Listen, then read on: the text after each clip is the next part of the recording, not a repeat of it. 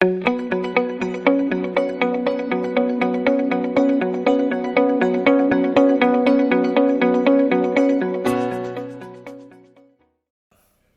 옆 사람 보고요, 눈미소, 스마일즈로 눈미소하고 또 대화로 칭찬하는데 인사합니다. 사랑하는 성도님, 영혼이 잘됨 같이 범사가 잘 되고 강건하시기를 제가 기도합니다. 더욱 건강하세요. 영혼 튼튼, 마음 튼튼, 몸도 튼튼하셔서 코로나 같은 것은 코로 풀어버리는 이기는 자가 되세요. 이기는 자가 되세요. 아주 먼 옛날 얘기입니다. 아주 먼 옛날 얘기입니다. 아주 근엄한데 참 어리석은 왕이 있었습니다. 이 왕은 길을 걸을 때마다 항상 짜증을 냈습니다. 때론 화도 냈습니다. 왜냐하면 발에 먼지가 묻는다고 짜증을 냈습니다. 또 맨발로 이렇게 다니게 되니까 발에 상처가 난다고 화를 내곤 했어요. 그는 늘 이렇게 불만스러웠는데 급기야 이런 명령을 내렸습니다. 여봐라, 온 나라를 소가죽으로 다 깔아라. 온 나라를 뭘로 깔라고요? 소가죽으로 다 깔라는 거예요. 이 소문은 삽시간에 전국에 퍼졌고요. 사람들은 이런 말도 안 되는 명령 내렸다고 이제 배꼽을 잡고 이제 막 사람들이 막 비웃으며 웃었습니다. 그런데 어떻게 합니까? 왕이 하라면 해야 되지 않겠습니까? 이게 나라가 발칵 뒤집혔는데 어느 지혜로운 현자가 왕에게 찾아가서 이렇게 말을 했대요. 폐하, 소가죽으로 온 땅을 덮다니요. 온 세상의 소를 다 잡아도 그렇게 못할 것입니다. 폐하, 그럴 것이 아니라 폐하의 두 발을 보호해 줄 수 있는 정도의 소가죽 두 조각만 있으면 되지 않겠습니까? 그 가죽으로 폐하의 발을 잘 싸면 다시는 상처도 안 날 것이고 먼지도 안 묻게 될 것 아니겠습니까? 그 말을 들은 어리석은 왕은 무릎을 쳤습니다. 오, 그거 참 좋은 생각이로고. 이것이 구두의 유래가 됐다는 그런 얘기입니다. 사랑하는 여러분, 우리가 걷는 길이 좋아지기를 원합니까?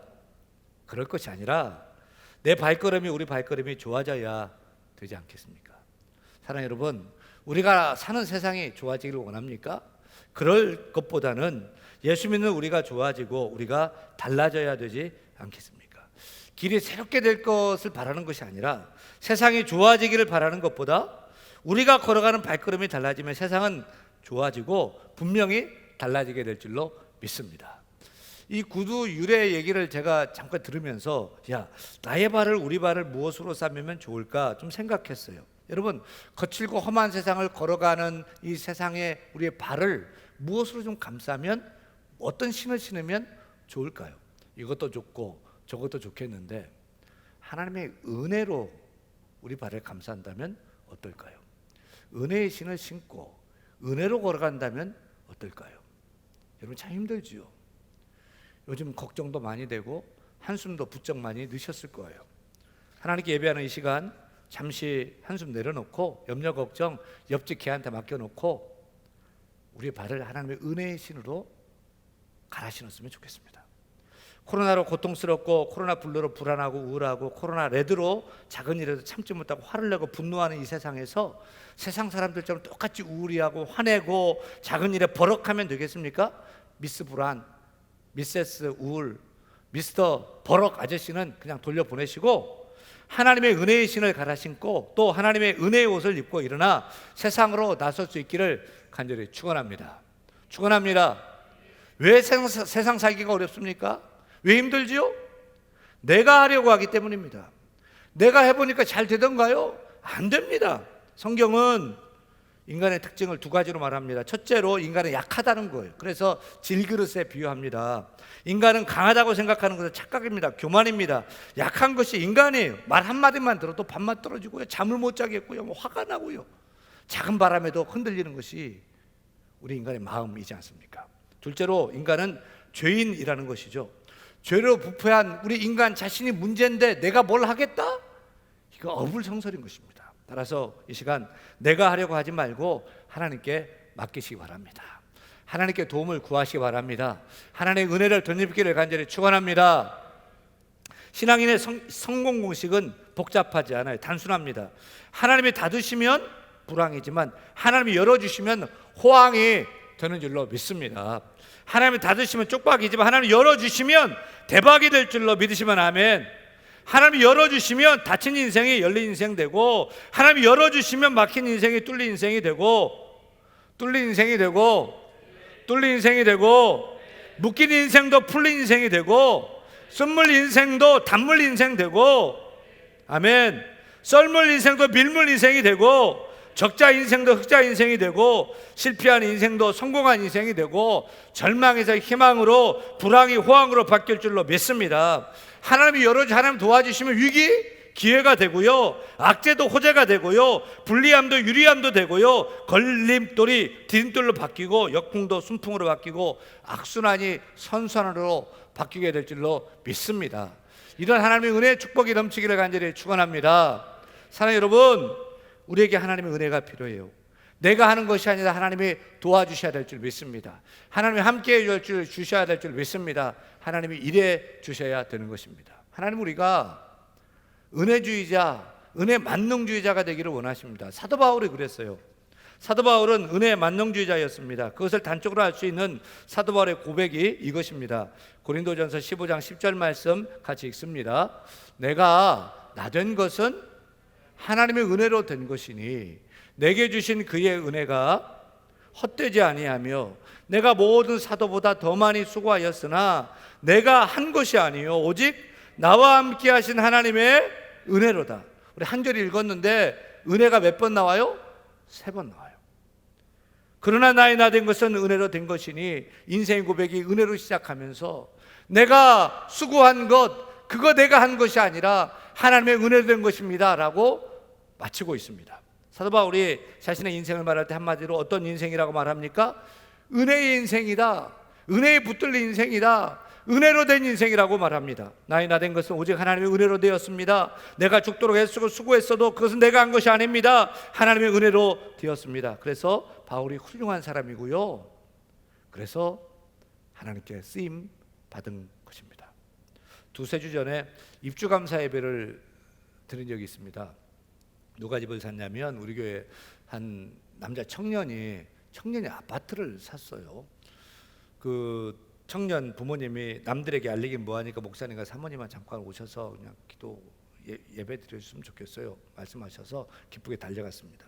여러분, 목사는 성도들이 잘 되는 것이 좋습니다. 저보다 여러분이 잘 되는 것이 좋고요, 저는 집 없어도 여러분이 좋은 집 살면 좋고요, 날마다 좋은 소식이 있으면 기쁘고 보람이 됩니다. 제가 그 청년 아파트에 가서 입주 예배 드리면서 이렇게 좋은 아파트 샀는데 은행 대출도 있을 텐데 은행 대출 잘 갚길 바랍니다 라고 했더니 그 청년이 대출 없는데요? 라고 얘기해요. 아니, 어떻게 은행 대출도 없이 돈을 모아가지고 아파트를 샀어? 야, 대단하다 라고 했더니 피그시 웃으면서 주의 은혜예요 라고 얘기해요. 젊은 청년이 예 목사님, 제가 돈을 어떻게 모아서 집을 샀는지 아세요? 라고 하는 것이 아니라 하나님의 은혜라는 거예요. 그 직장인 월급 뻔하거든요. 고등학교 기간제 교사예요. 그 몇 년 하면서 어떻게 모아가지고 그걸 모아가지고 자기 집을 사가지고 이제 부모님으로 이게 독립을 한 거예요. 자기가 어떻게 했다는 것이 아니라 하나님 도와주셔야 됐다, 하나님 하셨다, 하나님 은혜라고 고백해요. 제가 감동을 받았어요. 하나님 얼마나 기뻐하시겠습니까? 그렇습니다. 우리 신앙에는 모든 것이 하나님의 은혜임을 깨닫고 하나님의 은혜라고 고백하는 은혜 만능주의자가 되어야 할 줄로 믿습니다. 나의 나 된 것은 내 힘과 내 능력과 내 수고로 된 것이 아니라 하나님의 은혜로 된 것입니다. 내가 애쓰고 내가 노력해서 된 것이 아니라 하나님의 은혜로 된 것입니다. 따라합니다. 나의 나 된 것은 하나님의 은혜입니다. 내가 수고해서 된 것이 아닙니다. 내가 수고해서 된 것이 아닙니다. 하나님의 은혜로 된 것입니다. 나는 그런 은혜 만능주의자로 살겠습니다. 이 고백이 나의 신앙 고백인 분만 아멘 하시길 바랍니다. 그러므로 우리는 하나님의 은혜를 사모해야 되는데 야고보서 4장 6절을 이렇게 시작하고 있습니다. 이렇게 시작합니다. 그러나 더욱 큰 은혜를 주시나니. 우리 하나님 어떤 분이냐? 은혜를 주시는 하나님인 줄 믿으시면 아멘. 그런데 우리가 구하는 것보다 더 큰 은혜를 주시는 좋으신 하나님이십니다. 따라서 우리가 하나님께 더 큰 은혜를 받으면 좋겠는데 어떻게 해야 될까요? 우리가 하나님의 은혜 없이 살 수 없는데 하나님의 은혜 만능주자로 살기를 원하는데 어떻게 할 때 큰 은혜를 받을 수 있을까요? 첫째, 더욱 큰 은혜를 얻기 위해서는 따라합니다. 겸손하라. 겸손하라. 야고보서 4장 6절 말씀 다시 읽습니다. 그러나 더욱 큰 은혜를 주시나니 그러므로 일렀으되 하나님이 교만한 자를 물리치시고 겸손한 자에게 은혜를 주신다 하였느니라. 하나님이 누구를 물리치고 누구에게 은혜 준대요? 교만한 자 물리치신대요. 그러나 겸손한 자에게는 은혜를 주신다. 10절 말씀 읽습니다. 주 앞에서 낮추라. 그리하면 주께 너희를 높이시리라. 이번에는 우리가 하나님 앞에서 낮추라. 주 앞에서 낮추라. 겸손하라. 그러면 주께서 우리를 높이시리라. 사랑하는 여러분, 높임 받기 원합니까? 높임 받기 원합니까? 하나님께 쓰임 받기 원합니까? 더욱더 큰 은혜 받기 원합니까? 하나님 앞에 낮추세요. 낮추세요. 엎드리세요. 주의 은혜가 임하는 것입니다. 교만과 하나님의 은혜는 상극입니다. 모든 문제의 근원은 무엇이냐? 교만입니다. 어거스틴은 교만은 원죄의 뿌리다고 말했습니다. 교만이 모든 죄의 근원입니다. 교만은 패망의 선봉입니다. 교만은 넘어짐의 앞잡이입니다. 따라서 교만하면 아무것도 안 되는 것입니다. 교만한 사람은 은혜를 모릅니다. 교만하면 은혜를 받았다가도 다 쏟아버리는 것입니다. 그런데 겸손과 하나님의 은혜는 한 짝임을 깨닫기를 축원합니다. 낮추고 겸손하면 하나님의 은혜가 임하는 것입니다. 내가 낮추고 겸손할 때 위로부터 하나님의 은혜가 임하게 되는 것입니다. 여러분, 겸손하십시다. 하나님 앞에서 낮추시길 바랍니다. 주 앞에 낮추시길 바랍니다. 또 만나는 모든 사람을 나보다 더 귀하게 여기세요. 누구를 만나든지 고개를 숙이세요. 참 귀하다. 참 똑똑하다. 참 대단하다. 좋은 장점을 가지고 있다. 저런 분이 나보다 낫다 라고 그렇게 여기고 귀히 여겨 주세요. 그래야 더 큰 은혜가 임하는 것입니다. 우리가 돈을 벌었다고 해도 교만하면 안 됩니다. 공부를 많이 했다 하더라도 교만해서는 안 됩니다. 성공했더라도 잘생기고 사람들이 알아주더라도 그것 때문에 교만에 빠지면 안 되는 것입니다. 우리는 더욱더 낮아지고 겸손해야 될 줄 믿습니다. 그래야 하나님의 은혜가 임하게 되는 것입니다. 기독교의 생명은 겸손입니다. 기독교는 출발부터 겸손했습니다. 예수님께서 이 땅에 오셔서 우리에게 무엇을 가르쳐 주셨죠? 겸손이었습니다. 주님은 마국간에서 태어나셨습니다. 목수의 아들로 오셨습니다. 옷 한 벌로 평생 사셨습니다. 여우도 굴이 있고 공중나는 새도 거처가 있지만 하나님의 아들이신 예수님은 머리 둘 곳조차 없었습니다. 예수님은 하나님 나라의 본체이신데 군인도 없었습니다. 군대도 없었습니다. 거두어들이는 세금도 없었습니다. 막강한 내각도 없었습니다. 그냥 시골 어촌 무지랭이 어부들을 데려다가 제자로 삼으셨습니다. 예루살렘 성에 입성할 때도 나귀 타고 들어가셨습니다. 심지어 죄인 중에 죄인이 매달리는 십자가에서 죽으셨습니다. 우리 예수님은 처음부터 끝까지 겸손이셨습니다. 하나님이신 예수님은 존재 자체가 겸손이었습니다. 다 같이 빌립보서 2장 6절 이하 말씀 우리 읽으면서 예수님은 어떤 분인지를 확인하며 같이 읽습니다. 그는 근본 하나님의 본체시나 하나님과 동등됨을 취할 것으로 여기지 아니하시고 오히려 자기를 비워 종의 형체를 가지사 사람들과 같이 되셨고 사람의 모양으로 나타나사 자기를 낮추시고 죽기까지 복종하셨으니 곧 십자가에 죽으심이라. 아멘입니까? 그래 예수님께 나는 누구냐? 나는 온유하고 겸손하니 라고 말씀하셨어요. 세상의 어떤 철학도 겸손을 예찬하지 않습니다. 그리스의 철학자 아리스토텔레스는 겸손은 아무 가치가 없는 것이다고 말했습니다. 독일의 철학자 니체는 사도 바울이 겸손을 주장하는 것은 노예 근성에서 나왔다고 말하기도 했습니다. 겸손을 가르치고 겸손을 주장하는 철학은 없습니다.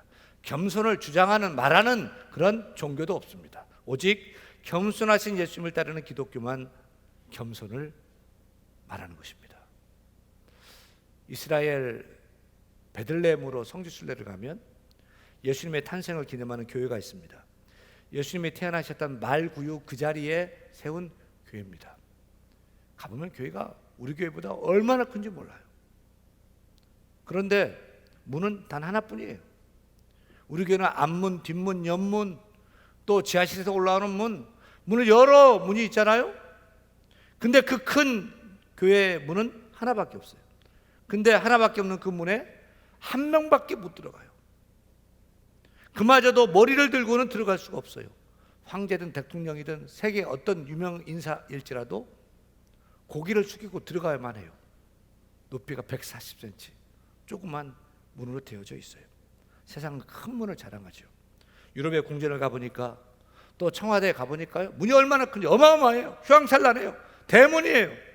그러나 하나님 나라에 들어가는 문은 작은 문입니다. 작고 협소한 문입니다. 누가 천국에 들어갈 수 있습니까? 겸손한 자가 들어갈 수 있습니다. 낮은 자가 들어갈 수 있습니다. 왜냐하면 천국으로 들어가는 문은 좁은 문이기 때문입니다. 천국 문은 낮은 문이고 작은 문이기 때문입니다. 사랑하는 여러분, 하나님 받으시는 찬양은 어떤 찬양인 줄 아십니까? 낮은 마음으로 부르며 주를 높이는 찬양인 줄로 믿습니다. 하나님이 응답하시는 기도도 겸손한 기도인 줄로 믿습니다. 기도는, 기도하는 그 자체가 겸손이에요. 겸손하지 않으면 기도하지 않아요. 두 눈을 감고 고개를 숙이고 두 손을 모으고 무릎을 꿇고, 주여 저는 죄인입니다, 긍휼히 여겨 주옵소서 라고 하는 그 기도 자체가 겸손해야만 가능한 것입니다. 솔로몬이 왕으로 즉위할 때에 하나님께서 그에게 세상에 전에도 없고 후에도 없는 지혜를 주셨는데 왜 그런 축복 주신 줄 아세요? 그가 전에도 후에도 없었던 1000번제를 드렸기 때문에 감동해서일까요? 그가 부귀와 명예와 장수를 구한 것이 아니라 지혜를 구했기 때문일까요? 저는 그렇게 생각하지 않습니다. 그가 지혜왕이 되었던 이유는 다른 것보다도 그가 지극히 겸손했기 때문이라고 생각합니다. 다 같이 열왕기상 3장 7절 이하 말씀을 읽는데, 이 말씀은 솔로몬이 1000번제를 드리고 하나님의 꿈의 환상 중에 나타나서 내가 내게 무엇을 줄고 너는 구하라고 하셨을 때 솔로몬이 이렇게 구합니다. 같이 읽습니다. 나의 하나님 여호와여, 주께서 종으로 종의 아버지 다윗을 대신할 왕이 되게 하셨사오나 종은 작은 아이라 출입을 할 줄 알지 못하고 주께서 택하신 백성 가운데 있나이다. 누가 주의 이 많은 백성을 재판할 수 있사오리이까? 듣는 마음을 종에게 주사 주의 백성을 재판하여 선악을 분별하게 하옵소서. 솔로몬이 이것을 구하며 그 말씀이 주의 마음에 든지라. 솔로몬이 자신을 종이라고 말합니다. 더 나아가서 작은 아이래요. 작은 아이. 이제 왕이 되었잖아요. 작은 아이 아니에요. 어른이에요. 장성했어요. 출입할 줄 모르는 작은 아이가 아니라 장성했고요, 나라를 다스리는 만인이 울어보는 그런 왕이에요. 그런데 하나님 앞에서 나의 하나님 아버지, 저는 종입니다. 작은 아이입니다. 이 많은 백성들 제가 어떻게 다스립니까? 저는 출입도 할 줄 모르는 미숙한 자입니다. 도와주세요. 지혜 주세요. 겸손하게 구했던 것입니다. 그것이 주님의 마음에 든 것이죠. 그래서 여호와 하나님께서 겸손한 그에게 지혜를 물붓듯이 부어주셨고, 구하지도 않은 부귀와 명예와 장수까지도 부어주신 줄로 믿습니다. 여러분, 우리 겸손하십시다. 하나님 앞에서 우리를 낮추십시다. 주 앞에서 우리를 낮추십시다. 교회 앞에서도 겸손하시기를 바랍니다. 또 누구를 만나든지 우리가 고개를 숙이고요, 귀하게 여기고 허리를 굽히세요. 그렇게 겸손한 자에게 하나님의 은혜를 주시되 더 큰 은혜를 주신 줄 믿으시면 아멘. 첫째도 겸손, 둘째도 겸손, 셋째도 겸손하시기를 축원합니다. 우리 하나님 더욱 큰 은혜를 얻기 위해서 무엇을 어떻게 해야 될까요? 둘째, 따라합니다. 하나님을 가까이 하라. 8절 말씀 읽습니다. 하나님을 가까이 하라. 그리하면 너희를 가까이 하시리라. 하나님으로부터 은혜 받기를 소원합니까? 하나님을 가까이 하시기를 바랍니다. 하나님께로 더 가까이 갑니다. 우리 찬양하는데 하나님께 더 가까이 가야 돼요. 오늘 예배 시간이 하나님께 더 가까이 나가는 시간 되기를 간절히 소원합니다. 지금 여러분과 하나님과의 거리가 얼마나 떨어져 있는 것 같아요? 공간과 이 거리를 연구하는 공간학 프락시믹스라는 학문이 있습니다. 이 공간학의 대가인 미국의 인류학자 에드워드 홀 박사가 사람들의 상황에 따라서 공간의 거리를 어떻게 유지하는지 이렇게 설명합니다. 첫째로 친밀한 거리, intimate distance는 45cm 이내입니다. 그래서 연인들은 붙어도 싫지 않잖아요. 부담 좋잖아요. 아이와 엄마 딱 달라붙잖아요. 그래서 친밀한 거리. 둘째로 개인적 거리, 퍼스널 디스턴스인데 한 45cm에서 1m 정도. 그러니까 친구를 만나거나 지인을 만날 때 카페에서 테이블 앞두고 또 식당에서 테이블 앞두고 서로 그냥 얘기할 수 있는 그런 거리입니다. 셋째는 사회적 거리, 소셜 디스턴스입니다. 120cm에서 360cm 정도의 거리로 업무와 일관계로 만나는 그런 관계예요. 이번에 사회적 거리 두기 하는데 몇 메타 띄우래요? 2m 이상 띄워라. 사회적 거리, 사회적 거리. 넷째로 공적 거리, 퍼블릭 디스턴스입니다. 360cm 이상의 거리입니다. 공연장의 가수와 청중 사이의 관계에서 찾아볼 수가 있습니다. 지금도 저와 여러분이 이렇게 많이 떨어져 있잖아요. 설교자 청중 거리가 지금 이 공적 관계로 이렇게 떨어져 있는 가운데 있는 것 같아요. 앞자리를 좀 나오시고요. 저와 여러분 거리를 좀 좁혀야 돼요. 공적 거리에서 사회적 거리로, 또 개인적 거리로, 또 친밀한 거리로 좁혔으면 좋겠어요. 저는 여러분이 윤 목사 보면 목사님, 목사님이야 피하지 말고 피하는 사람이 있어요. 피하지 말고 좀 가까이 하고 싶고, 좀 말도 좀 나누고 싶고, 커피도 한 잔 목사님 사드리고 싶고, 밥도 좀 사주고 싶고. 아멘을 하나도 안 해요. 밥도 좀 사주고 싶고. 여러분 저를 피하지 마세요. 알고 보면 부드러운 남자입니다. 하나님과 여러분의 거리가 얼마나 되는 것 같습니까? 우리 주님과 여러분의 거리가 얼마나 되는 것 같습니까? 어떤 분은 일부러 하나님과 거리를 둬요. 하나님을 가까이 하는 것을 꺼리는 사람이 있어요. 신앙생활하면서 늘 주변인으로 삽니다. 교회에 쏙 들어오지 않고 뱅뱅 돕니다. 그런데 야고보서 4장 8절 보니까 같이 한번 읽어요. 하나님을 가까이 하라. 그리하면 하나님이 너희를 가까이 하시리라. 하나님은 하나님을 가까이 하는 사람을 가까이 하십니다. 하나님 가까이 하는 사람을 사랑하시고 축복하시고 은혜를 부어주신 줄로 믿습니다. 요즘 사회적 거리 두기 서로 멀리 하는데 하나님도 멀리 두면 안 돼요. 하나님을 가까이 해야 됩니다. 친문이다 친박이다 하는데 하나님을 친하게, 하나님과 친하게 하나님을 가까이 하시길 바랍니다. 시편 65편 4절 읽는데 이 고백이 여러분의 고백 되기를 소원하며 같이 읽습니다. 주께서 택하시고 가까이 오게 하사 주의 뜰에 살게 하신 사람은 복이 있나이다. 시편 73편 28절 읽습니다. 하나님께 가까이 하면 내게 복이다. 여러분 무엇을 가까이 합니까? 돈이 좋아 돈을 가까이 합니까? 건강하려고 운동을 가까이 하십니까? 핸드폰을 요즘 제일 가까이 하지 않나요? 유튜브, 네이버, 다음 가까이 하지 않습니까? 하지만 그것들이 여러분의 복 주고 만족을 주던 행복 주던가요? 결코 그렇지 않습니다. 하나님을 가까이 함이 내게 복임을 깨닫기를 간절히 축원합니다. 하나님 은혜의 샘이에요. 마르지 않는 펑펑 쏟아나는 은혜의 샘입니다. 하나님 은혜의 저수지입니다. 은혜의 강물입니다. 물이 바다 넘침같이 차고 넘치는 은혜가 넘치는 은혜의 대양, 은혜의 바다 우리 하나님이십니다. 그 하나님께 가까이 나오시기 바랍니다. 더 가까이 나오시기 바랍니다. 하나님께 해답이 있습니다. 하나님께 응답이 있습니다. 해결함이 거기에 있습니다. 하나님 가까이 할 때 우리 인생은 은혜로 풀리는 인생이 될 줄로 믿습니다. 우리는 하나님의 은혜 없이 살 수 없습니다. 하나님의 은혜가 전적으로 필요합니다. 이 코로나 상황에서 더욱더 하나님의 지키시고 하나님 도우시는 은혜가 필요한 것입니다. 우리가 은혜를 받아야 되는데, 더욱 큰 은혜를 받아야 되는데 어떻게 해야 될까요? 첫째, 겸손해야 됩니다. 나를 낮춰야 됩니다. 둘째, 하나님을 가까이 해야 됩니다. 세상을 가까이 하는 것이 아니라 하나님을 가까이 하시길 바랍니다. 그래서 하나님 부어주신 그 놀라운 은혜 받아서 이 힘들고 어려운 세상 하나님 은혜로 승리하는 삶을 사는 우리 모두가 다 되기를, 다 될 수 있기를 우리 예수님 간절히 축원합니다. 다 일어나 찬양합니다. 은혜로다 주의 은혜, 한량없는 주의 은혜 찬양합니다.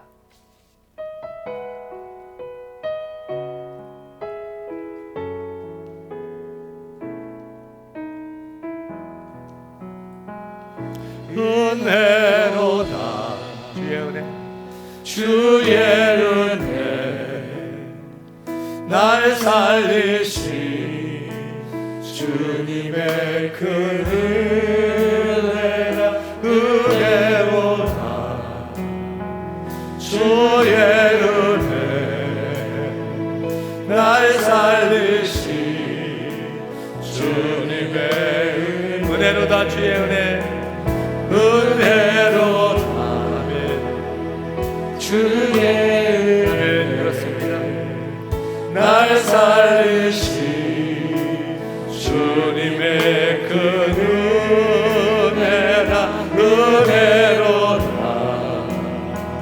주의 은혜. 날 살리신 주님의 은혜.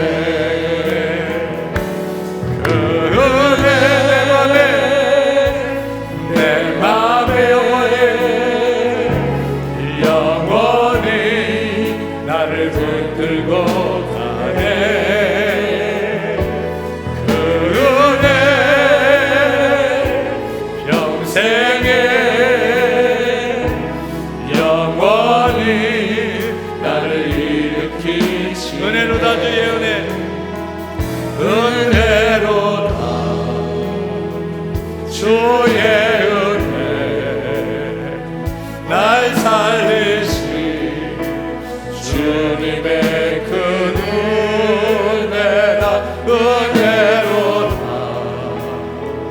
주의 은혜. 날 살리신 주님의 은혜. 은혜 내 맘에. 그 은혜 내 맘에 영원히 나를 붙들고 가네. 그 은혜 평생에 영원히 나를 일으키시네. 큰 죄에서 날 구했네. 큰 죄에서 날 구해 한량없는 한량없는 주님의 큰 은혜. 주님의 그 은혜. 아들 피로 날 살렸네. 날 살렸네. 주의